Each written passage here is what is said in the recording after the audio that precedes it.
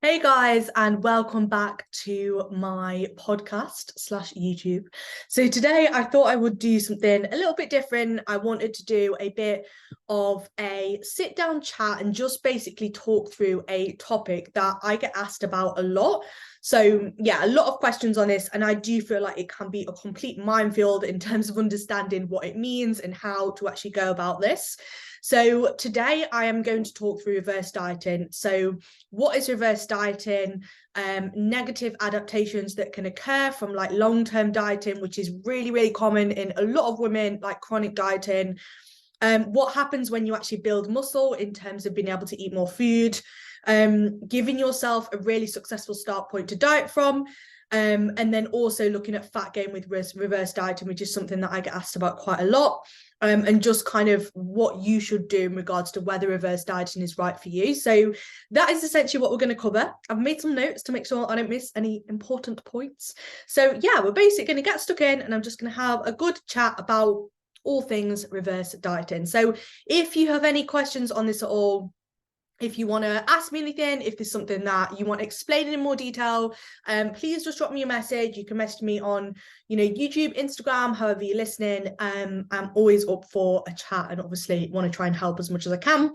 So yeah, if this is helpful, please like, share, subscribe, comment, let me know, because it's always really nice to see as well. And obviously it gives me direction in terms of what kind of content is helpful. So we're going to kick it off with reverse dieting. What is reverse dieting? Because like I said, it's a term that gets thrown around a lot. So reverse dieting is something I work with a lot of my girls on. It's actually the process of building their calories up. Okay, so it's increasing your calories over a time frame essentially.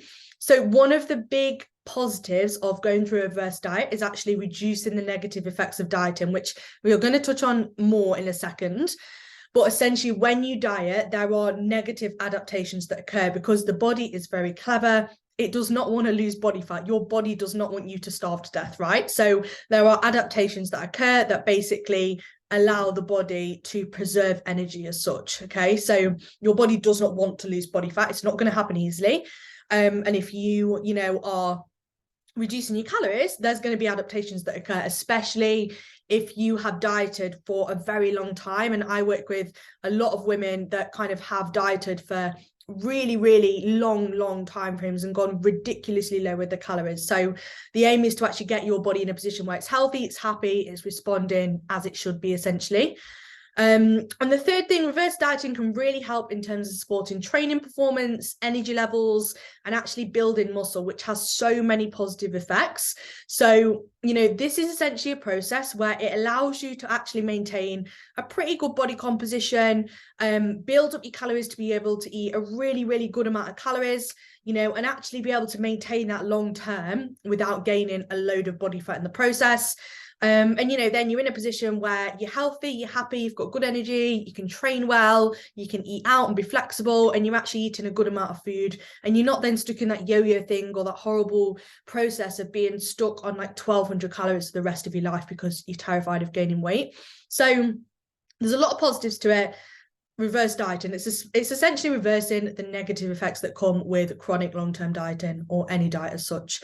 So first topic we are going to delve into is adaptation from dieting. So basically, if you have come from a heavily dieted background, so for example, I work with women sometimes that have come from 2, 3, 4, even more years of trying to diet like week in, week out, and just getting to the point where they're not really getting anywhere. So for example, you might have been through this and found that actually you're eating kind of really low calories, nothing is really happening, your body really isn't responding, you're tired, or maybe even the point where you're able to stick to it a bit and then you kind of go off and can't stick to it the remainder of the time. So what happens basically when you've been dieting for quite a long time, or you've been pushing quite hard with the diet, there are adaptations that occur because, like I just said, the body is not going to let go of body fat easily. So what essentially happens is things start to down regulate.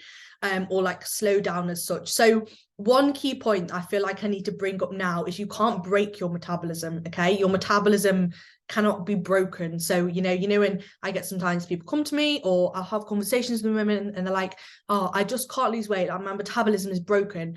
It's not that. It's probably that either you're not sticking to the calories that you think you are sticking to. There might be extra glass of wine here, a few nibbles here. Your calories are actually a lot higher than you think. Or you've basically just dieted for so long that you can't go any lower with your calories, and your body has essentially just stopped, doing what it should be doing. So when you have dieted for a long time, things start to kind of slow down a little bit. It becomes harder to kind of lose that body fat. So that's because of scientific processes, right? So what tends to happen subconsciously when you are dieting for a long period of time is you will naturally move a bit less. It might be things like you might just sit a little bit stiller. You might kind of, not quite move as much. Your steps might naturally drop off. Just normal tasks that you would do day to day might just drop, like naturally kind of decrease. The second thing is if you've been dieting for a really long time, especially if you're not regularly weight training hard, you are going to lose muscle mass. And again, we're going to touch on this in the next section, but the more muscle you have, the more calories your body requires, because muscle has like a higher turnover of energy, higher metabolic need as such than like fat mass. So someone that carries more muscle mass is going to need more calories than someone who has less muscle mass to maintain their current body composition and to maintain that muscle mass. So if you aren't really weight training, or you're not weight training hard and you're under eating, you're going to lose muscle mass, which is not what you want, because A, it's going to mean that you actually don't need as many calories. And B, you're not going to look as good, because obviously you're not going to have the muscle mass. So you will look kind of softer, smaller, but not necessarily like more toned. So that often happens through dieting. And what then happens is obviously you are losing weight, you're losing muscle, so you need less calories. Then you have to drop your calories lower to get into a deficit again. So it just becomes this like slippery slope of, you drop your calories, you maybe move a bit less, or you lose a bit, you might lose a bit of muscle, or your weight comes down, because if you weigh less as well, you need less calories. So your weight might come down a bit, and then actually you need less calories as maintenance. And then, you have to go lower to get yourself into a deficit. So that does happen as well through dieting, because as you get smaller and leaner, you have less mass, your body doesn't demand as much energy, as many calories. So in order to keep yourself into a deficit, you have to then pull your calories lower to get that deficit again as you progress with fat loss. So over time, naturally, as you lose weight, or you even lose muscle, which is obviously not ideal, but your body will basically need less calories over time as you progress with dieting. Like I said, obviously muscle loss is not ideal, but it does happen if you aren't weight training. And obviously that's why weight training is super important throughout any phase, because it allows you to preserve muscle mass, which means your maintenance calories are higher, and also you will look better, because you've got more muscle mass, and that's what gives you your shape, your definition, your tone as such. So yeah, I feel like I could go on for a very long time about this subject, but weight training is a massively, massively helpful thing. If you want to keep your calories up in a good position, it helps to have more muscle mass with that. One final point with this is hormones do change throughout a dieting phase. So you've got hormones, for example, leptin and ghrelin, which control your appetite, so how full you feel, and also your hunger levels, and like how satiated you feel after a meal. And when you diet, basically these hormones kick in, or in the case of kind of appetite, should I say, go down, so you feel less satisfied after a meal. So that is essentially like a survival mechanism, because if you are consuming less food, your body's going to be like, right, like I'm losing weight here, like there's not as much food available, like I need to eat more. So what happens is your appetite starts to increase, and you feel less satisfied after you've eaten a meal. So you get this over time with dieting. It's like an accumulative effect of dieting. So what you will need to do after a diet is spend time actually getting these hormones back to a normal kind of healthy, normal functioning level, so you feel satisfied, and you don't feel hungry all the time. So there are negative effects that come with dieting, and I think if you are being honest and realistic with the diet you're doing, you know, it's not realistic to diet long term. You know, if you are genuinely sticking to your calorie goals and, you know, you are in a deficit, no one can diet for an extended period of time. It's not fun. You know, you'll end up kind of half doing it and half not doing it and not really committing to the process. And you just end up being fed up because you won't get the results if you're not fully committing to it. And also it just ends up being years and years of your life spent in a diet, which is just not fun for anyone. Like, dieting has its time and place. And it's not something you want to be spending your whole life doing. It should be done in stints, you know, focused stints with a clear outcome where you can really kind of get the job done, and then you can move away from dieting. You know, and like I said, I've worked with women before who've gone through years and years of their lives trying to diet and not really seeing much results.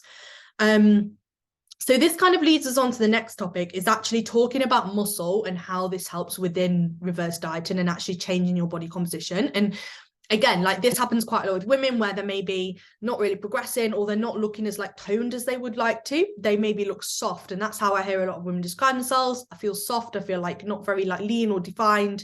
And it's basically because they don't have the muscle mass. So, you know, if you are chronically dieting, you're not going to be successful in building muscle. So what basically happens is when you have more muscle, that leads to the maintenance calories that you need being higher. And just to touch on that, so maintenance calories is the amount of calories you need to maintain your current weight. Okay, so if you were to eat your maintenance calories, you would basically maintain kind of the position you're in. So you're not eating too much food, you're not eating too little food, you're just in the right place. Obviously, so essentially it's a place to maintain that maintenance calories. So if you have more muscle, your maintenance calories is higher. And obviously everyone's maintenance calories are so different depending on their age, their height, like how active they are, you know, how much muscle they have. There's so many factors dictating this. But if you have more muscle, your maintenance calories will be higher. And that's how you'll see females, you know, eating 2, 3, 4, maybe even 4,000 calories a day, and actually maintaining in a pretty good spot because they've got the muscle that demands that amount of energy. So if you're eating more food, so you're not eating in a deficit, okay, so say you're eating around your maintenance calories, you are well fueled, you're able to go into the gym, you're able to train really well, you're able to progress, get stronger, feel good, have good energy. Your training performance improves because you're not under eating chronically. What then happens is, because you are getting stronger and you're able to fuel your training properly, you start to build muscle. You start to build muscle, your maintenance calories come up. Okay, so you can see how that accumulative process over time will lead to you having much more muscle over time. But also that means that the amount of calories your body needs to maintain comes up over time. So rather than you eating, again, random numbers here, 1,500 calories and maintaining, you can eat 1,800, 1,900, 2,200 calories and actually maintain your current position. So that's why it can be super helpful, because like I said, muscle demands more energy. It needs more energy to be preserved, essentially. So what I'll do a lot of the time with girls I work with that have come from long periods of time dieting and not really seeing the change, maybe in 13, 14, sometimes 1,200 calories a day and not really losing weight, will actually spend time building their calories up nice and slowly, getting them to the point where they can train really hard, they're enjoying the training, they're getting stronger, they're actually starting to build muscle. And because we're doing it nice and slowly, they're not gaining body fat because the energy needs are being matched. Because yes, there's more food coming in, but they then start training harder, they start pushing more, they start building muscle. So that food is actually being utilized really, really well, you know, and then everything starts up regulating, everything starts to build up. The body comes out of that position of being like, oh my God, like I'm not getting enough food, like I'm going to starve, because you're actually giving your body what it needs to perform and function well on a day-to-day basis. So things then start to move. And what often happens is, as you start to build your calories up, again, it's going to be specific to where you're at, is body composition actually starts to improve because the body is getting what it needs. You're training hard, you know, your muscles look fuller, you're able to start to build muscle, and your physique actually starts to shape up and change in a positive way. So, you know, if you can train hard, you can really slowly build your calories up, you can actually add muscle to your frame over time, your maintenance calories goes up, so your body actually needs more food. So like I said, it's actually a really, really positive process. And a lot of females are super scared of this, but it's a matter of fact, if you actually spend time building up your calories, getting stronger, that food is being utilized, and that's going to lead to such positive changes in your physique and also your performance. So that's how over time, you're not just going to gain body fat. There may be a very small amount of fat gain, but often when you've come from a period of time of being on low calories, once you actually start training hard and training properly, there's very, very minimal, if any, fat gain, because the food is actually being utilized in a positive way to build muscle and change your physique. So it's just something to consider, and you can actually go through that process, done properly, building up nice and slowly, and get yourself to a pretty high amount of calories, training really well, building muscle, feeling good with very, very minimal fat gain. And I've had that in multiple cases with females. And you'll feel so much better for it as well, rather than drowning yourself on ridiculously low calories like all year round. So just to follow on from that again, something else to think about, and it's about thinking about long-term change here, because so many people are caught in short-term, what can I do in 6 weeks? But if you are a female and you have been dieting for a long time and you are not really seeing results, and you're fed up of being on low food, you are not going to get results from just pushing and always being on low calories. You have to think bigger. If you are starting a fat loss phase and you're only on 14, 15, maybe even lower calories, where do you go from there? Because if your body is maintaining at that amount of food, as soon as you start to drop, what are you doing? You're going to be on really, really low calories. And where are you going to go from there? How are you actually going to get that body fat off if you're starting in such a low point? So what reverse dieting does, and again, you have to think long term with this, is it sets you up for a really successful fat loss phase long term. So rather than you going straight in on a diet phase and thinking, 6 weeks, what can I do? What can I pull off in 6 weeks? If you can actually view this as a long-term process and commit to this long term, what you can do is actually set yourself up for a really successive and responsive fat loss phase. So imagine if you can spend a good few months building your calories up, going through that process I've just mentioned, building muscle, getting stronger, getting your calories nice and high, hormones are all kind of in the place they should be, strength is really good, your food is really high. Imagine how much better a fat loss phase you are going to have when you actually do pull down, because you're going to have the muscle mass because you've spent that time building up. Your body is going to be nice and responsive. Your calories are going to be super high. Your hunger levels are going to be like fairly kind of normal. And what then happens is you have way more capacity to actually carry on training hard to preserve that muscle mass. Imagine the difference if you start dieting at 2,500 calories versus 1,500 calories. Imagine how much better you are going to feel and how much more likely you are to train hard to preserve that muscle, to actually influence your shape in a really, really positive way. Because if you are just, fatigued and tired and not able to train properly, all that's going to happen is you're going to end up on really low calories, losing muscle mass, and actually looking worse for it. What you want to do through a diet is you want to be preserving that muscle mass, and that includes being able to train super hard. So if you go through a reverse diet, you go through a building phase, you get your body function as it should, you get calories in a nice high place, you then go into a fat loss phase, you're going to be way more likely to preserve that muscle mass, and you start pulling off body fat, which comes off relatively easy if you've done a successful reverse diet.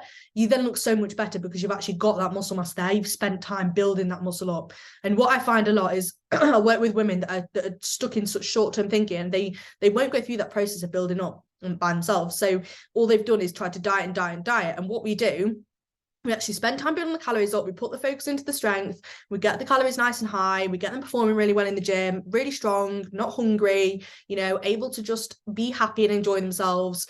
And then they actually gain muscle and their body composition starts to shape up. And then when we do come to a fat loss phase, their calories are loads higher, their body is responding like that because they've done that reverse diet, and they actually have the muscle. So they look so much better when they start to diet down, and they've got that toned, defined shape that they are actually chasing.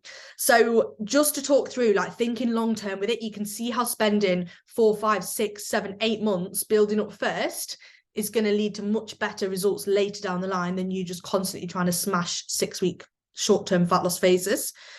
So, and then what happens, what you've got to think is as you pull that body fat off, because you've got the muscle, that's what gives you that tone defined look. So that look that a lot of women want is actually spent by building food up and building muscle, not dieting. And a lot of people do the dieting without having done the building, which is when the shape often isn't what they would expect when they go through a diet, and they end up disappointed. So yeah, just something to consider. So something I did want to touch on a little bit was fat gain, because I get asked this quite a lot, I'm too scared to build my calories up, I don't want to gain body fat. I kind of touched on this earlier, but if you do it slowly, there is very, very minimal fat gain. But what you've got to think is, again, long-term thinking, I cannot stress this enough. If you are stuck on 1,300 calories, again, I'm just pulling out random numbers here, do you want to live the rest of your life eating that way? Because you're not going to be able to diet from there, because you're not going to be, you can't sit and eat 800, 900 calories a day, to be able to lose body fat. So if you're in that position, you have to spend time building your calories up. And what you've got to think is, you've got to think long term. You have to go through this to be in a position to be eating enough for your body to respond when you are dieting. So there may be a short amount of temporary fat gain, but if you can get your body in a position where it is, turning over a lot of food, your training's good, you've got a lot more muscle, it's so worth it, because otherwise you're going to be stuck in a place eating ridiculously low calorie forever. And what often happens a lot of the time when you build food up is your body actually responds in a really, really positive way, because you are actually training hard, training properly, you're utilizing that food. So, sometimes it does lead to a more substantial amount of fat gain. But what happens is then, once food is in a nice spot and training is really good and you have built a bit of muscle, the fat comes off so much more easily because you've spent that time building up. And it's so important to remember that, you can always pull body fat off much easier than you can build muscle and get your calories up. So sometimes it is just a case of realizing that, I have been dieting for years and years and years. I'm going to have to go through this process to get my body back in a healthy, functioning position. And I'm going to have to accept that there is going to be a little bit of fat gain, but it's okay. We'll ride this out. We'll focus on the strength, and fat loss will be there later down the line. And my body will respond so much better having gone through this building phase first. And like I said, it's just thinking long term, thinking if you can build muscle and build food and you can then pull back later down the line, your body is in a much better position having spent time to move away from dieting. So just to summarize a little bit, and reverse dieting is for anyone. You don't have to have come away from a dieting phase. It might just be that actually you want to build your calories up a bit higher, you want to focus on strength, you want to focus on building muscle. And there's multiple different phases you can go through. Obviously you can go through fat loss, you can go through reverse dieting, you can go through building. Some people will go through these and cycle through them.